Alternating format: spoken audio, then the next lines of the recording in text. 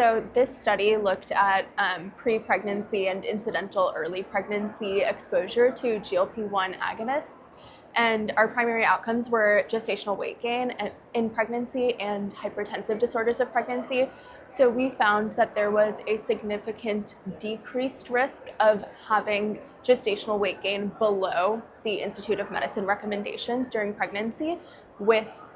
GLP-1 exposure, especially in early pregnancy. And our study did not find any association between pre-pregnancy or early pregnancy GLP-1 exposure and hypertensive disorders of pregnancy. There is some biologic plausibility to suggest that that might still be a possible effect, and larger studies should evaluate that, but our study did not find that to be significant.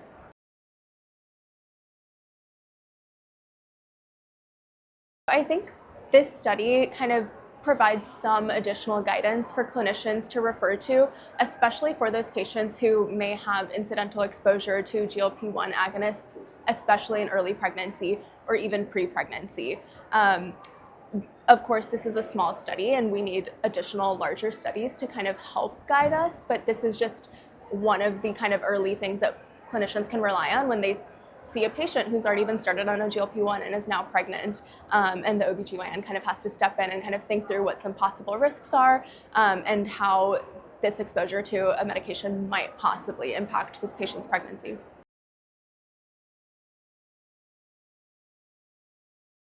I think big picture, this suggests rebound weight gain, like you mentioned, and that is consistent with studies outside of pregnancy that show that rebound weight gain is common up to 2/3 of the original weight lost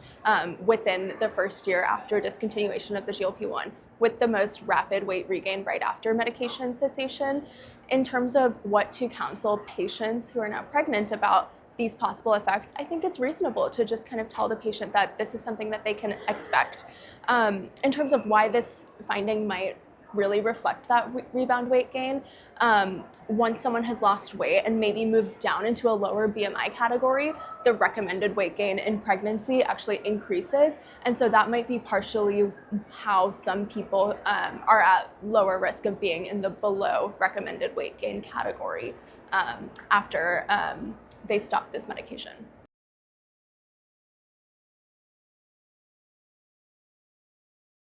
First off, big picture, I think this is something that is important to recognize about at least the American population, and for our study, the Connecticut population, that there are a lot of unintended pregnancies. So when thinking about medications that might have interactions with birth control, like oral birth control pills, it is important for even non-OBGYN clinicians to just think about that and think about potential effects on pregnancy and counsel their patients that this might be something that might have that effect and might increase the chance of unintended pregnancy, as well as to possibly,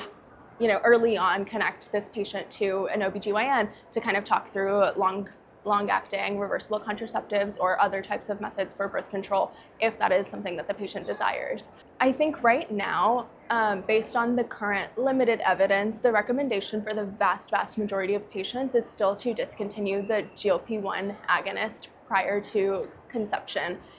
If an OBGYN is to see a patient who has already been on it and newly finds out that they're pregnant, the recommendation is still that they should just go ahead and stop taking the GLP-1 agonist for the rest of their pregnancy. There might be a possible rare patient who might benefit from a GLP-1 in pregnancy, but there isn't research right now to support continuing it in pregnancy just yet. But really that future research should focus on these populations, and likely the population that's most likely to benefit from this kind of better diabetes control with the GLP-1 agent would probably be the patient population who has very severe, poorly managed diabetes and struggles with maintaining euglycemia,